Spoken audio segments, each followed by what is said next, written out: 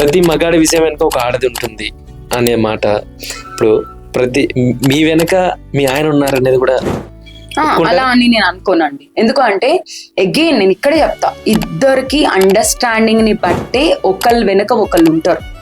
మేము కొట్టుకుంటాం, మేమిద్దరం టామ్ అండ్ జెర్రీ, అసలు మేమిద్దరం అన్యోన్య దాంపత్యం అనే లెక్కలో అసలు ఏ కోనాకి రాదు. కానీ ఒకళ్ళు విడిచి ఒకళ్ళు ఉండము. నేను ఎక్కడికైనా షూట్కి వెళ్ళినా వీడియో కాల్ చేస్తాడు, అండ్ బెడ్రూమ్ లో పడుకోరు, హాల్లోనే పడుకుంటారు, బికాస్ ఈ మిస్ మీ అలాట్. బట్ మేమిద్దరం ఉన్నప్పుడు కొట్టేసుకుంటాం మేమిద్దరం. అంటే ఆ అండర్స్టాండింగ్ అనేది ఉండాలి. ప్రేమిస్తేనే భర్త, ప్రేమిస్తేనే భార్య అంటే కాదండి.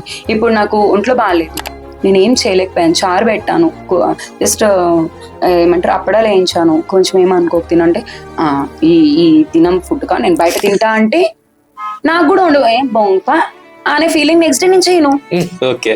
అరే పోనీలే, అదేదో కష్టపడి చేసింది, ఏదో నచ్చక ముద్ద తినేసి బయటికి వెళ్ళి నిజంగా ఆకలేసాను, బయట ఒక ముద్ద తిన్నా, ఏమనిపిస్తుంది నాకు నేను ఇంత చేసినందుకు కొంచెం. కానీ ప్లీజ్ అను, రేపు చారు కాదు ఏమన్నా చెయ్యి అని అన్నాడు అనుకోండి, ఫీల్ హ్యాపీ. బాగలేకపోయినా చేయడానికి ట్రై చేస్తారు, ఓకే. అంతేగాని అంటే ఎలా కొనుక్కునేదానికి బొంగులో నేను చేయడం అవసరమా అనుకుంటా. So at the same time ఆయన కూడా ఆఫీస్ నుంచి రాగానే, అరే తను రాగానే కొంచెం వేడి నీళ్ళు గీజర్ ఆన్ చేస్తామా, కొంచెం తనకి వేడి అన్నం రెడీ చేసామా, వచ్చే వరకు స్నానం చేసుకుని వచ్చే వరకు అన్ని రెడీ చేసామా, పక్కన ఉండి జస్ట్ ఒక్కసారైనా వడ్డిచ్చేసి పక్కకి వెళ్ళిపోయామా అంటే they feel happy. Okay, A time వచ్చినా ఉంది, చేసి పెట్టేసింది, ఏం కావాలో చేసింది అనే ఫీలింగ్ తనకు ఉంటుంది.